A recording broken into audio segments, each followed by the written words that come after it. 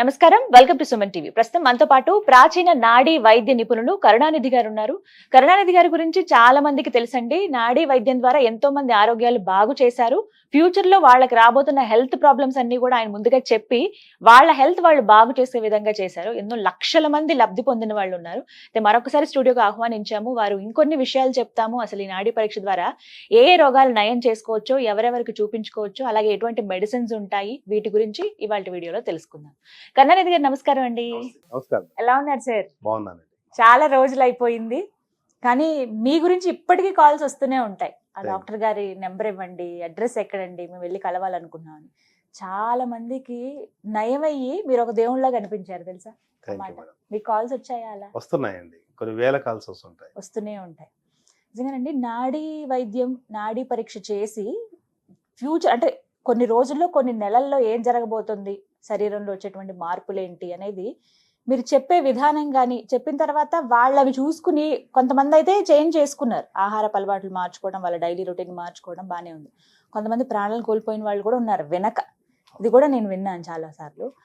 ఒకసారి తెలుసుకోవాలనుకున్నాను, నాడీ వైద్యం అసలు ఎలా చేస్తారు మీరు? జస్ట్ నాడి చూసి చెప్పేస్తారు అంతేనా? ఆ రోజు నేను కూడా టెస్ట్ చేయించుకున్నాను, గుర్తుంది నాకు. అవునండి.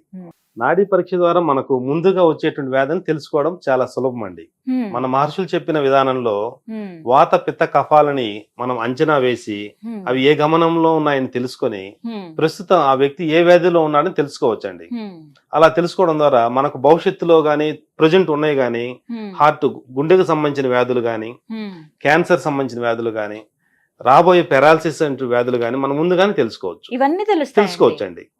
తెలుసుకొని మనం ఆహారంలో మార్పులు, కొన్ని ఔషధాలు తీసుకోవడం ద్వారా మనకు వచ్చేటువంటి ప్రమాదాలని మనం తప్పించుకోవడానికి అవకాశం ఉంటుంది. ఈ మధ్య కాలంలో అనంతపురం నుంచి కొంతమంది వచ్చున్నారు. జనరల్ గా నాడీ పరీక్ష చేయించుకోవడానికి వచ్చున్నారు. నాయుడు గారు అండ్ వాళ్ళ ఫ్రెండ్స్ వాళ్ళు ఏం చేశారంటే చూపించుకున్నారు. వాళ్ళలో ఒక అతనికి 6 months లోపు అతనికి ప్రాణాపాయ పరిస్థితులు ఉన్నాయి, అతను జాగ్రత్తలు తీసుకోవాలని చెప్పి ఉన్నాను. కానీ అతను చిన్నపాటి నిర్లక్ష్యం కారణంగా అతను 3 months కే చనిపోవడం జరిగింది. వాళ్ళ ఫ్రెండ్స్ తిరిగి నాకు కాల్ చేసి నాకు ఆ విషయం చెప్పేసరికి చాలా బాధకు గురయ్యానండి. అటువంటి సందర్భాలు చాలా జరిగాయండి. అంటే ఎందుకు కాపాడలేకపోయారు? మీరు చెప్తారు కదా ముందుగానే, అంటే వాళ్ళు జాగ్రత్తలు తీసుకోలేదు. నిర్లక్ష్యం అండి. నాడీ పరీక్ష ద్వారా అసలు ఎలా తెలుసుకుంటారు? ఇది ఒక ఫేక్ ఏమో నమ్మలేదండి. కానీ ఈ అధునాతన పరికరాలు లేని రోజుల్లో నాడీ పరీక్ష ద్వారానే మన మహర్షులు అన్ని రకాల వ్యాధులు చెప్పగలిగారు. వారికి ఉన్నటువంటి సమస్య ఏంటిది? ఎవరైతే చనిపోయారు, గుండెకి సంబంధించిన వ్యాధులు ఉన్నాయి. ఆ వ్యాధిని ముందుగానే నేను నాడీ పరీక్ష ద్వారా, మీకు యొక్క గుండె సరిగా పనిచేయటం లేదండి, 6 months లోపు ఏ క్షణమైనా మీకు స్ట్రోక్ వస్తుంది, మీరు జాగ్రత్తలు తీసుకోవాలి, అర్జునారిష్టం అనే సిరప్ వాడండి, మీరు నిర్లక్ష్యం చేయదని చెప్పి ఉన్నాను. కానీ అతను నిర్లక్ష్యంగా చేయడం వల్ల, అంటే హుషారుగా యాక్టివ్గా ఉన్నాడు, ఏ జబ్బు లేనట్టుగా యాక్టివ్గా ఉన్నారు. వాళ్ళు ముందు రోజు కూడా బాగానే ఉన్నారు, మరుసటి రోజు కల్లా చనిపోయి ఉన్నారు. వాళ్ళ ఫ్రెండ్స్ తిరిగి ఫోన్ చేసేదాకా నాకు కూడా అర్థం కాలేదు. చాలా బాధకు గురైనండి. సో నాడీ పరీక్ష ద్వారా ముందు తెలుసుకోవచ్చు. ఉపయోగాలు చెప్పండి దీని వల్ల. మేడం, నాడీ పరీక్ష ద్వారా మనము అన్ని రకాల వ్యాధులను తెలుసుకోవచ్చు. మన శరీరంలో వచ్చేటువంటి ఎన్ని రకాల వ్యాధులు ఉన్నాయో అన్ని వ్యాధుల్ని ముందుగా మనం పసిగట్టి వాటికి చికిత్స చేసుకోవడం ద్వారా మన లైఫ్ అనేది ఎక్కువ కాలం బతకడానికి అవకాశం ఉంటుంది. ఎవరైతే ఖచ్చితంగా చెప్పొచ్చండి. కొన్ని వేల మందికి చూస్తున్నాను మేడం. ఎవరికి ఎక్కడ తప్పు, మీ దగ్గర ఉన్నవేంటి, మీ దగ్గరికి వచ్చిన వాళ్ళు ఎన్నో ప్రూఫ్స్ ఉన్నాయండి. కొన్ని వందల వేల మందికి మేము నాడీ పరీక్ష చేస్తుంటాము. నా దగ్గరకు వచ్చిన వాళ్ళలో ఒక నలుగురిలో 2 క్యాన్సర్ పేషెంట్ కనిపిస్తున్నారు. ఇప్పుడు నలుగురిలో 2 హార్ట్ పేషెంట్ కనిపిస్తున్నారు. వాళ్ళు చాలా యంగర్స్, 20 సంవత్సరాల నుంచి 50 సంవత్సరాల లోపు బాగా హుషారుగా ఉండేటువంటి వ్యక్తులు కూడా చాలా బాగుంటారు. వాళ్ళకి ఏ జబ్బు లేదని మనం అనుకుంటాం. చూస్తారు వాళ్ళకు కూడా ఏం లక్షణాలు లేవు, మేము 100% ఫిట్ గా ఉన్నాం అనుకుంటుంటారు. కానీ వాళ్ళ నాడీ పరీక్ష ద్వారా చూస్తే వాళ్ళ క్యాన్సర్లు ఉంటున్నాయి, హృదయ సంబంధ వ్యాధులు ఉంటున్నాయి, లివర్ సిరోసిస్ వ్యాధులు ఉంటున్నాయి, అనేక రకాల వ్యాధులు కనిపిస్తున్నాయి. ఇప్పుడు గుండె జబ్బు అంటే మీరు ఇలాగా కొలెస్ట్రాల్ ఎక్కువ అవడం కావచ్చు, ఇలా వీటి ద్వారా తెలుస్తుందని అన్నారు. క్యాన్సర్ లో మనకి స్టేజెస్ ఉంటాయి కదండి, అవి కూడా చెప్పగలుగుతారు? తెలుసుకోవచ్చండి. క్యాన్సర్లు కూడా నాడీ పరీక్ష ద్వారా వాళ్ళు ఏ స్టేజీలో ఉన్నారు, శరీరంలో క్యాన్సర్ ఉందా లేదా, త్వరలో ఒక 5 years లోనో 10 years లో రాబోతుందా లేదా, ప్లస్ వీళ్ళకే కాదు వీళ్ళ జీన్స్ లో వాళ్ళ తల్లిదండ్రులకు ఎవరికైనా ఉందా అనేది 100% చెప్పొచ్చండి. అలా కనీసం ఒక 2-3 వేల మందికి నేను చెప్పి ఉన్నాను. మరి వాళ్ళకి నయం చేసే మార్గం కూడా చూపించారా మరి? ఖచ్చితంగా ఉంటాయండి. ఏ ఎట్లా అంటే జబ్బు అయినా సరే ప్రధానంగా ఆహారపు నియమాల ద్వారానే హ్మ్. వ్యాధులు మనకు ప్రారంభం అవుతాయి. హ్మ్. విరుద్ధమైన ఆహారాలు ఎవరైతే తీసుకుంటూ ఉంటుంటారో హ్మ్. వాళ్ళకి వ్యాధులు ప్రారంభం అవుతుంటాయి. హ్మ్. విరుద్ధమైనటువంటి కాకుండా హ్మ్. ఎవరికైతే మితాహారం తీసుకుంటారో వాళ్ళకి ఏ వ్యాధులు రావు. ఈ హ్మ్. విషయాన్ని అయితే మనం ఖచ్చితంగా తెలుసుకోవచ్చు. ఏదైనా ఆహారంతోనే ఉంటుంది మొత్తం అని అంటారు. ఆహారంతోనండి. Right. నిద్రలేమి సమస్య ఈ రోజుల్లో చాలా చూస్తున్నామండి. అంటే అది వర్క్ స్ట్రెస్సే కావచ్చు, లేకపోతే వాళ్ళ ఆహారపు అలవాట్ల, వాళ్ళ లైఫ్ స్టైల్ ఏదైనా కానీ ఎంత ఘోరంగా అయిపోయిందంటే 1 గంట అయినా, 2 అయినా, 3 అయినా నిద్ర రాదు పాపం చాలా మందికి. ఆ ఎఫెక్ట్ నెక్స్ట్ డే ఉంటుంది. అలా ప్రతిరోజు ఒక రోజు అంటే పోనీ అనుకోవచ్చు. ఒక మాట అంటారు, కంటి నిండా నిద్రపోయి ఎన్ని రోజులైందో, అలాంటి వాళ్ళని చాలా మంది చూస్తున్నాం. అది నిజంగా చాలా పెయిన్ఫుల్ అది. కొన్ని అంటే వర్క్ చేసుకుని ఎంత బాగా అలసిపోతే నిద్ర వస్తుందని అంటారు. అంత అలసిపోయినా కూడా నిద్ర రాని వాళ్ళు చాలా మంది ఉన్నారండి. అంటే ఈ సమస్య రావడానికి ప్రధాన కారణం ఏంటి? నాడీ పరీక్ష ద్వారా నిద్రలేమి సమస్య ఒక వ్యక్తికి ఉంది అని తెలుసుకోవచ్చా? ఎలాంటి వైద్యం మీరు చేస్తారు? ఎలాంటి మందులు ఇస్తారు? నిద్రలేని సమస్య అనేది ఒక వ్యాధిగా మనం గుర్తించాలండి. వ్యాధి అంటారు అది. ఖచ్చితంగా వ్యాధేనండి. Hmm. ఏ వ్యక్తికైతే పర్ డే 6 గంటల నుంచి 8 గంటల లోపు సుఖమైన నిద్ర కలిగి ఉండాలి, ఉమ్, వారు వ్యాధి లేని వ్యక్తులుగా మనం భావించవచ్చును. ఉమ్, ఏ వ్యక్తి అయితే 6 గంటల కన్నా తక్కువ నిద్రపోవడం, అంటే 2 గంటలు 3 గంటలు నిద్రపోవడము, 8 గంటల కన్నా ఎక్కువ నిద్రపోవడం, 10 గంటలు 15 గంటలు నిద్రపోవడము, ఉమ్, ఈ 2 సంకేతాలు వ్యాధి చిహ్నంగా మనం గుర్తించాలి. ఉమ్, ఆ వ్యాధి చాలా భయంకరమైనటువంటిదండి. శరీరంలో ఎటువంటి ఆనవాలు కనిపించవు, ఉమ్, నిద్ర సమస్యను మాత్రమే కలిగిస్తుంటుంది. ఉమ్, అందువల్ల ప్రతి వ్యక్తికి 6 నుంచి 8 గంటలు సుఖమైన నిద్ర ఉండాలి. ఉమ్, ఆ నిద్రకి ఎవరైతే భంగం కలుగుతుందో ఉమ్. వాళ్ళకి తీవ్రమైన న్యూరో డిజార్డర్స్ వచ్చే అవకాశాలు ఉన్నాయి భవిష్యత్తులో. ఓ. కొంతమంది నైట్ షిఫ్ట్లు చేస్తారు కదండి, వాళ్ళు ఉదయం పూట నిద్రపోతారు. ఇప్పుడు 6 గంటలు షిఫ్ట్ అయిపోగానే ఇంటికి వచ్చి బ్రేక్ఫాస్ట్ చేసి పడుకుంటారు. మళ్ళీ సాయంత్రం లేచి అప్పుడు భోజనాలు అవి తింటారు. అలా కరెక్టేనా ఆ ఫార్మాట్? ప్రకృతి విరుద్ధమైన పనులు ఏదైనా హానికరంగా మనం భావించాలి. ప్రకృతిలో పగలు రాత్రి అని 2 ఉన్నాయి.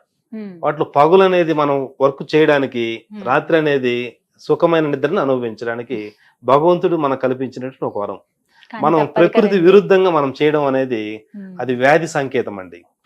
మనం ప్రకృతిని పగలుని రాత్రి గాను, రాత్రిని పగలు గాను చేయడానికి లేదు. అలానే నిద్ర ఎప్పుడైతే పోవాలో అప్పుడు మాత్రమే పోవాలి. పగటి నిద్ర పోవడం అనేది అనారోగ్యానికి హేతువు. దాన్ని మనం గుర్తించాలి.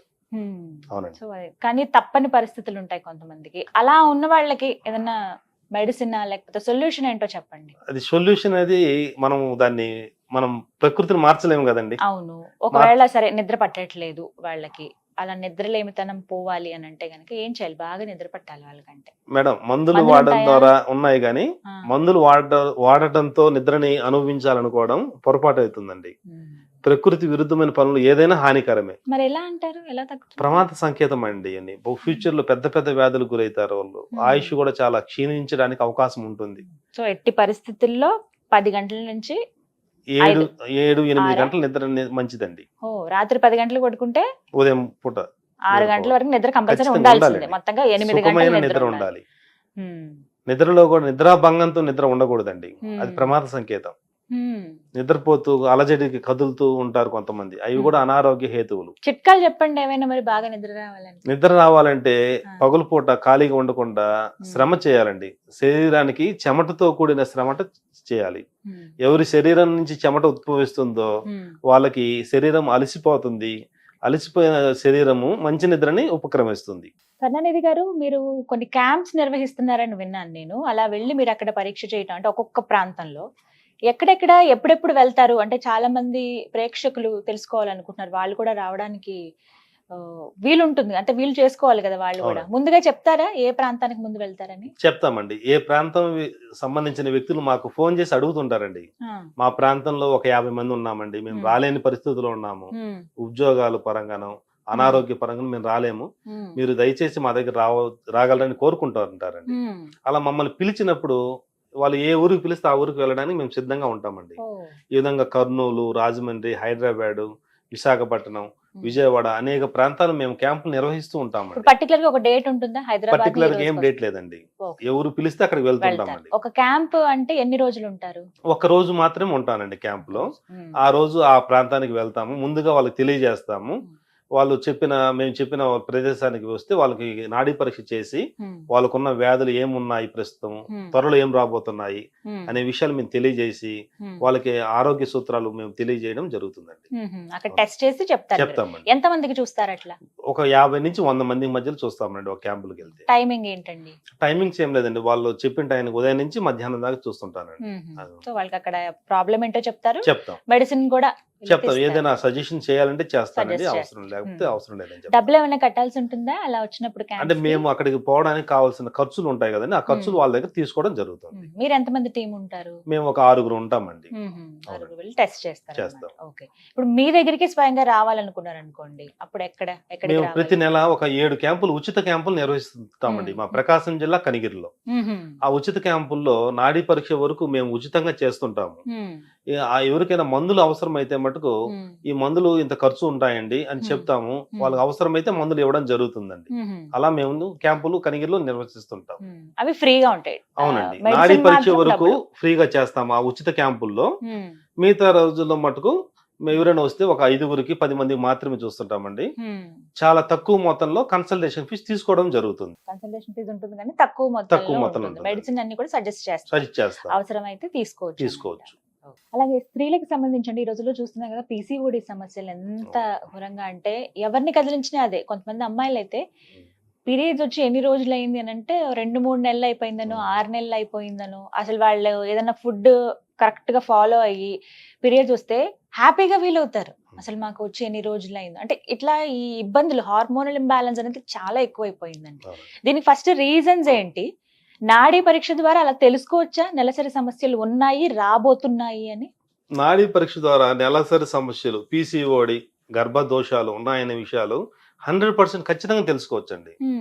ఎవరైతే నెలసరి సమస్యలు మాకు 5 రోజుల ముందు, నెల రోజుల ముందు, 2 నెలల ముందు అట్లా ముందు వెనుక వస్తుంటాయి, వాళ్ళు అత్యంత సాధారణ విషయంగా దాన్ని తీసుకుంటూ ఉంటుంటారు.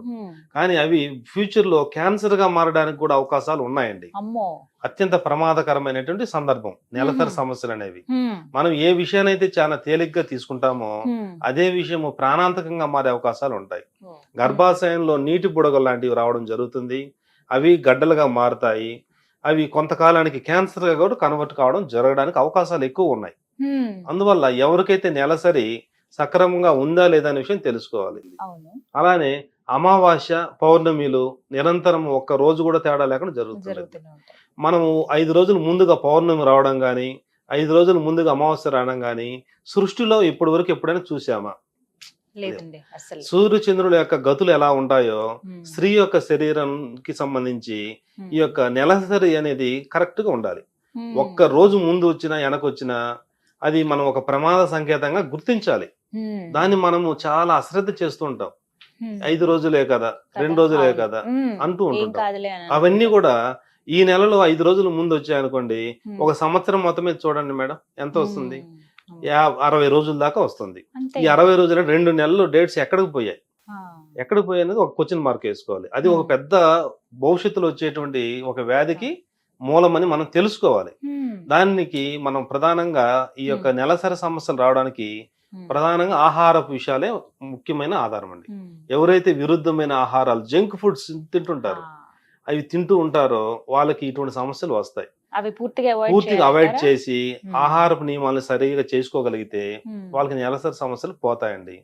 ఈ నెలసరి సమస్యల వల్ల అనేక మంది ప్రాణాలు కోల్పోయిన సందర్భాలు కూడా జరిగాయండి. క్యాన్సర్ గా మారడానికి అవకాశాలు ఉంటాయండి. అంటే వీటికి మెడిసిన్ ఏంటి? ఈ నెలసరి సమస్యలకి ముఖ్యంగా ఆహారాన్ని మార్చుకోవాలండి. ఆయుర్వేదంలో అద్భుతమైనటువంటి ఔషధాలు ఉన్నాయి. ఈ నెలసరి సమస్యలు ఎవరికైతే ఉంటాయో వాళ్ళకి పిల్లలు కలగడంలో కూడా సమస్యలు ఏర్పడుతుంటాయి, హార్మోన్ ఇన్బ్యాలెన్స్. అందువల్ల కొంతమంది పిల్లలు పుట్టడం కోసమని అనేక రకాల పరీక్షలు చేపిస్తుంటుంటారు, కొన్ని సంవత్సరాల పాటు తిరుగుతుంటుంటారు, కొన్ని లక్షలు ఖర్చు పెడతారు. కానీ ఆయుర్వేదంలో చాలా తక్కువలో ఆయుర్వేద ఔషధాలు ఉపయోగించడం ద్వారా వాళ్ళకున్న సమస్యలు మొత్తం పోయి ఒక 1 year లోపు, అంటే 6 months నుంచి 1 year లోపు సాధారణమైనటువంటి వ్యక్తిగా తయారయ్యి హార్మోన్స్ యొక్క సమతుల్యం జరిగి వాళ్ళకి పిల్లలు కలగడానికి అవకాశం ఉంటుంది, క్యాన్సర్లు, గడ్డలు అటువంటి రాకుండా ఉండడానికి కూడా అవకాశం ఉంటుంది. అందువల్ల నెలసరి సమస్యని ఒక పెద్ద సమస్యగా మనం గుర్తించాలి. దాన్ని అశ్రద్ధ చేస్తే ప్రాణాపాయానికి అపాయం ఉంటుందండి. ఆహారపు అలవాట్లే దేనికైనా. అవునండి, ఆహారపు అలవాట్ల ద్వారా మార్చుకోవచ్చు. కరుణానిధి గారు, నరాల బలహీనత గాని పక్షవాతం ఒకటండి, ఈ మధ్య అవి కూడా ఎక్కువ చూస్తున్నాము, యంగర్ జనరేషన్ లో చూస్తున్నాం.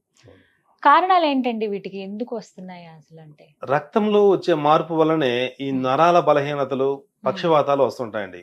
ఎవరి యొక్క రక్తము దోషానికి గురవుతుందో, రక్త దోషం అంటే రక్తంలో అనేక వ్యర్థ పదార్థాలు ఎక్కువగా చేరుతాయి. ఎక్కువ చేరినప్పుడు అవి రక్తము కలుషితంతో కూడుకున్న రక్తము శరీర రక్త ప్రసరణ వ్యవస్థ సరిగా జరగదండి. తర్వాత పలచగా ఉండవలసిన రక్తము చిక్కబడడం తయారవుతుంది.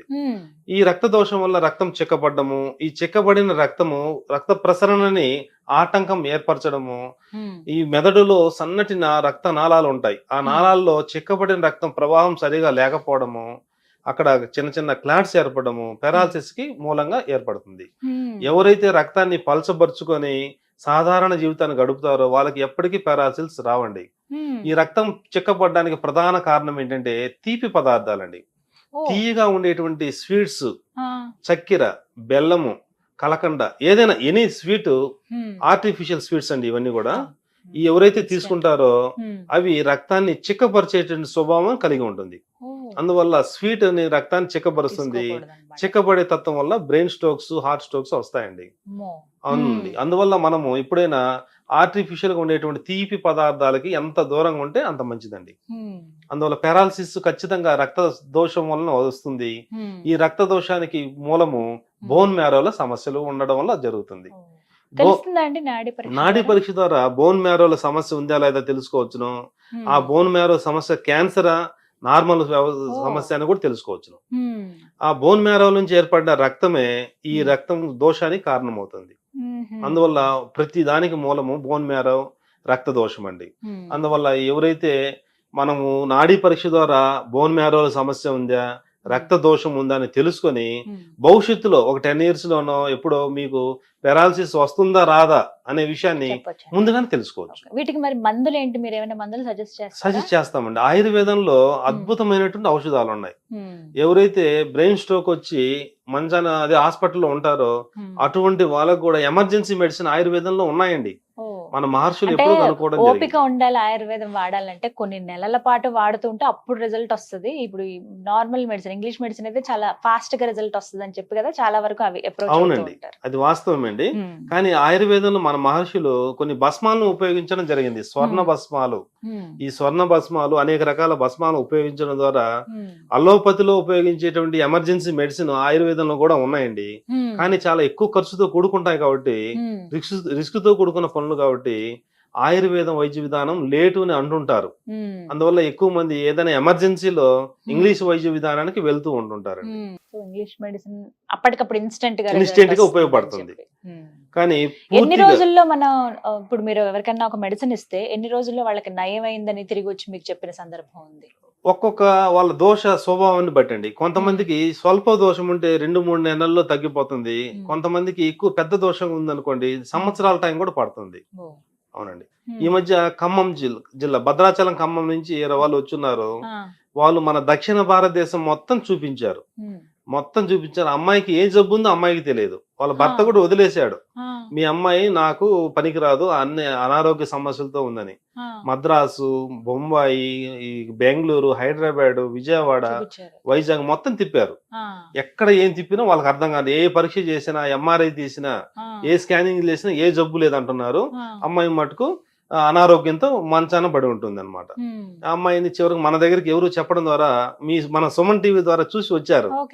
వాళ్ళు రావడం జరిగింది. నేను నాడీ పరీక్ష చేసి ఆ అమ్మాయిలో సమస్య ఉందండి, బోన్ మ్యారోలో సమస్య ఉంది, బ్రెయిన్ లో బ్లడ్ క్లాట్స్, కంటికి కానరాని సూక్ష్మ పరిమాణాలు ఉన్నాయి, అందువల్ల న్యూరో దోషాలు ఉన్నాయి. ఈ అమ్మాయి కొన్ని ఆరోగ్య సూత్రాలు, ఔషధాలు వాడితే తగ్గుతుందని చెప్పాను. కరెక్ట్ 3 నెలలు అయిందండి. అమ్మాయి ఒక్కత నడుచుకుంటా మొన్న 2 days బ్యాక్ వచ్చారండి. నాకే ఆశ్చర్యం వేసిందండి. ఒక అమ్మాయిని ఒక అంబులెన్స్ లో తీసుకొని వచ్చిన అమ్మాయిని 3 నెలల క్రితం, ఇప్పుడు ఈ రోజు అమ్మాయి నడుచుకుంటూ వచ్చిందంటే నాకు సంతోషంగా ఉంది. ఆ తల్లిదండ్రుల యొక్క ఆనందానికి అంతులేదండి. సంతోషమే కదండి. చాలా సంతోషపడి హ్మ్. సుమన్ టీవీకి ప్రత్యేక కృతజ్ఞతలను కూడా తెలియజేశారండి. థ్యాంక్ యూ అటువంటి మిరాకిల్స్ చాలా జరిగాయండి. అప్పుడే అన్నారు మీరు చాలా వరకు అని అవును. చెప్పి. ఆఫీస్ దగ్గర కూడా చాలా మంది చూపించుకున్నారు, వాళ్ళు అవునండి. కూడా మెడిసిన్ వాడుతున్నారు అవును. తెలుసుకున్నాను నేను. ఇంకొకటి వివాహాల విషయానికండి, నాడీ పరీక్ష చేసుకోవాలి వివాహాల ముందు. అంటే నార్మల్ గా జాతకాలు ఎలా కలిసాయో చూస్తాం కదా, అలాగా నాడీ పరీక్ష కూడా చేయించుకోవాలి, ఇది వరకు రోజుల్లో చేసేవాళ్ళు అని. నిజమేనా? నిజమేనండి. పూర్వము వివాహం చేయాలంటే అమ్మాయిది అబ్బాయిది లగ్న పరీక్షలు, లగ్నాలు, రాసులు, నక్షత్రాలు చూస్తారు. చూస్తారు. అదే విధంగా నాడీ పరీక్ష కూడా చేసేవారు. అమ్మాయి యొక్క ఆరోగ్యం ఎలా ఉంది, అబ్బాయి యొక్క ఆరోగ్యం ఎలా ఉంది. అనారోగ్యమైన వ్యక్తుల్ని వివాహం చేయడం ద్వారా ఆ సంసారం ముందుకు పోదు. అందువల్లనే ఆ వ్యక్తులకి ముందుగా నాడీ పరీక్ష చేసేవారు పూర్వం. ఆ విషయం కాలగర్భంలో కలిసిపోయింది.